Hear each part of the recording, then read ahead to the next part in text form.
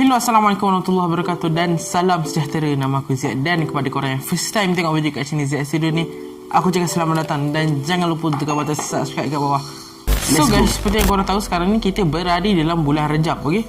Rajab, Syaban, Ramadan. Uish, sekejap je lagi dah Ramadan dah. Dan juga bulan Rajab ni adalah salah satu bulan yang special lah orang kata. Dalam kespesialannya bulan Rajab ni ada satu insiden ataupun ada satu sejarah ataupun ada satu kisah yang orang Islam tak boleh lupa. Yang orang Islam tak boleh lupa adalah pada tanggal 28 Rajab 1342 Hijrah ataupun dalam Masihi adalah pada tahun 1924 pada tanggal 3 Mac. So apa yang berlaku pada tanggal ini adalah apabila jatuhnya Empayar Khalifah Uthmaniyah di Turki. So tahun ni tahun 2023. Tahun depan merupakan tahun 2024 genap 100 tahun kejatuhan Islam. Tapi dalam keadaan Islam pula dah lebih 100 tahun Empayar Islam ni telah runtuh. So macam mana empayar yang menguasai 2/3 dunia ni boleh runtuh? Bagaimana dia boleh dibubarkan? Macam mana dia boleh dijatuhkan?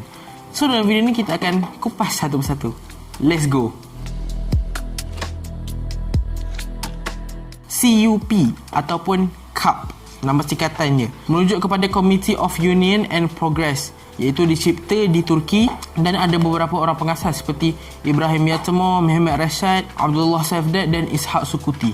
So dan ada beberapa orang lain, tapi inilah salah satu pengasas kepada CUP ini. So CUP ni apa sebenarnya? So Empayar Uthmaniyah menggunakan kekuasaan monarki ataupun kekuasaan sultan lah atau kekuasaan raja. Pada tahun 1875 CUP, okay, saya panggil CUP lah. CUP ni dia mahu mewujudkan negara Islam yang mempunyai parlimen. Dia mahu menukarkan pemerintahan kesultanan menjadi parlimen. Kerana setelah dia terpengaruh dengan idealisasi barat, dah jadi apa kata liberal, dia itulah yang dia nak buatkan parlimen ni di Turki. Dan agenda CUP ni disokong oleh Freemason dan juga Inggeris ataupun British lah. Tapi perkara ini dapat dihalang oleh daulah dan pemimpin kepada CUP di bawah negeri. Macam mana CUP ni boleh tercipta, macam mana dia boleh muncul dekat dalam dunia Turki ni? Kemudian pada tahun 1908, Ittihad Uthmani di Istanbul yang tadi tu, Osmanli Hurriyat Cemiyati daripada Salonika, Vatan Cemiyati daripada Syam dan pimpinan Ahmad Riza bergabung dan menjadilah CUP. Itulah macam mana CUP ni boleh terjadi. Daripada Turki muda ni dia bergabung dan dengan satu tujuan untuk menggulingkan Sultan Abdul Hamid II. Okey, sebenarnya pada zaman dulu Sultan Abdul Hamid II dan juga CUP ni ataupun Turki muda ni sebenarnya diorang sebenarnya bekerjasama tau, antara Sultan Abdul Hamid II dan juga CUP ni. Tapi dan macam mana Sultan Abdul Hamid II boleh menolak CUP punya idea dan buah fikiran dalam hal-hal politik di Turki pada waktu itu? So dulu ketika awal-awal Sultan Abdul Hamid II nak naik menjadi sultan, ada satu Sadrazam ni tau. Sadrazam ni merupakan dia macam orang besar jugalah dalam hal-hal politik dekat Turki ni. Dan ketika Mirdad Pasha menjadi Sadrazam, Sultan Abdul Hamid ni nak naik tau. Tapi Mirdad Pasha ni kata, kalau kau nak naik kau kena ikut cakap aku, kena guna sistem berparlimen. So nak tak nak memang kena gunalah Sultan Abdul Hamid terpaksa guna sistem berparlimen. Tapi Sultan ni ada kuasa untuk membuang negeri sesiapa saja tanpa perbicaraan. So juga Mirdad Pasha ni juga mendesak untuk membuat perlembagaan pada tahun 1876. Dan Mirdad Pasha ni juga menghasut parlimen dan rakyat untuk menyokong perang. Dan begitulah macam mana perang antara Rusia dan juga Uthmaniyah boleh tercetus. Dan dia telah melangkau Sultan. Dia tak ikut cakap Sultan, buat apa tahu dia buat sendiri. Disebabkan itu jugalah dia dibuang negeri oleh Sultan Abdul Hamid II. Dan ketika itu Rusia menang dan terjadilah satu perjanjian, iaitu satu perjanjian yang dinamakan Perjanjian San Stefano. Perjanjian itu menyebabkan Uthmaniyah hilang beberapa wilayah dan disebabkan perang ini disebabkan oleh Mirdad Pasha tersebut. Kemudian perjanjian Berlin diadakan membatalkan perjanjian San Stefano yang sebelum tadi. Tapi dia dapat balik sedikit wilayah, tapi banyak lagi yang hilang wilayah-wilayah ni. Disebabkan itulah Sultan Abdul Hamid II membuang parlimen ni dan menggunakan sistem monarki, iaitu sultan yang berkuasa. Dan sebab itulah Sultan Abdul Hamid II tak nak guna parlimen sebab takut jadi benda ni macam ni lagi kan. Tetapi CUP tadi ataupun Turki muda tadi tu nak balik benda ni. Diorang asyik cakap je parlimen 1876, parlimen 1876. Diorang asyik perjuangkan benda tu.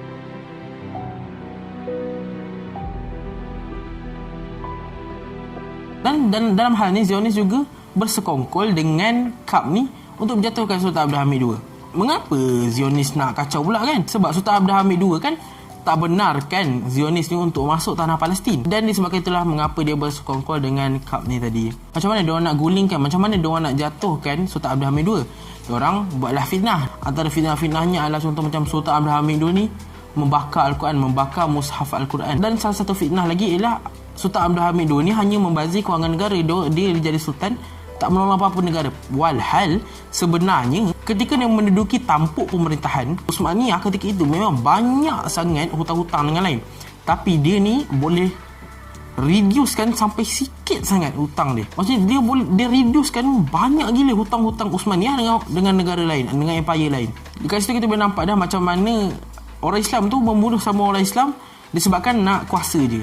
So diorang hasut-hasut dapatlah rakyat Turki menyokong parlimen. Diorang juga memaksa mufti Turki ketika itu iaitu Syekh Muhammad Diyadin untuk mengeluarkan fatwa yang memang Sultan Abdul Hamid II ni tak boleh nak jadi sultan.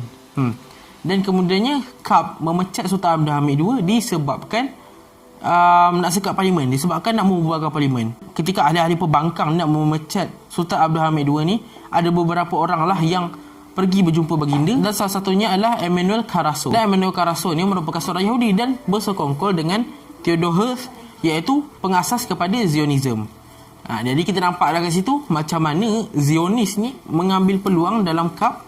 Dia orang bersekongkol dengan KAP walaupun dia orang ni Yahudi. Kata macam ni, kalau nak jatuhkan Sultan Hamid II, dia orang macam ada saling tak puas hati dengan Sultan Abdul Hamid II. Dia orang pun bergabunglah menjadi tentera bersekutu dan hendak jatuhkan Sultan Abdul Hamid II. Tapi dalam Turki, Sultan Abdul Hamid II bukanlah sultan yang terakhir, tetapi dia lah dikira sebagai sultan terakhir yang diiktiraf. Maksudnya yang betul-betul nak berjuang ke Islam. Tapi ada lagi sultan yang selepas itu, tapi sultan selepas Sultan Abdul Hamid II dikira sebagai sultan boneka kerana hanya menjadi muka depan untuk rakyat tak bangkang diorang. Tapi di belakangnya adalah KAP, adalah Zionis, adalah Yahudi. So macam itulah. Contohnya Sultan Muhammad Rashid yang kelima, dia ni tak ada kuasa dan hanyalah menjadi boneka lah. Dia kena ikut cakap apa. Dia ni macam tak ada kuasa langsung. Terusnya Sultan Muhammad Adin yang keenam, dia pun boneka juga. Dan terakhir sekali adalah Sultan Abdul Majid II, dan dia ni hanyalah boneka kepada Mustafa Kamal Atatürk yang memerintah ketika itu. So Sultan Abdul Majid II ni hanyalah boneka lah. Dia hanya muka depan, tapi yang memerintah sebenarnya adalah Mustafa Kamal Atatürk yang kat belakang. So Mustafa Kamal Atatürk, mesti korang macam dah familiar dah dengan nama ni kan, yang boleh dikatakan sebagai Mustafa Kamal Atatürk yang dilaknat Allah lah. So dia lah yang menguasai tampuk pemerintahan Turki ketika itu. Dan pada tanggal 3 Mac 1924 bubarlah khalifah dan semua ahli-ahli kerabat dihalau daripada istana. Punyalah jahatnya Mustafa Kamal Atatürk laknatullah ni, dia sampai menungkarkan azan jadi bahasa Turki. Lepas tu dia bagi orang Islam baca Quran, tapi Al-Quran dia print dalam bahasa Turki. Dan dia juga menggalakkan menara. Lepas tu dia kata perempuan ni macam tak payah tutup aurat. So macam itulah. Dan akhirnya mungkin dia hidup senang, dia memang enjoy je. Tapi bila nak mati tu punyalah payah. Dia memang sakit kronik penyakit kulit apa sampai kan bumi tidak menerima dia. Bumi tak boleh nak terima dia, tak boleh tanam. So itulah balasan kepada orang yang membuat onar di bumi Allah ini. So itu saja daripada saya. Jangan lupa tekan butang subscribe kat bawah. So itu saja. Apa lagi korang dengar cerita, korang nak tahu apa-apa, komen kat bawah. So bagi pendapat korang kat bawah. Jangan lupa subscribe guys. Bye. Assalamualaikum. Ciao. Assalamualaikum.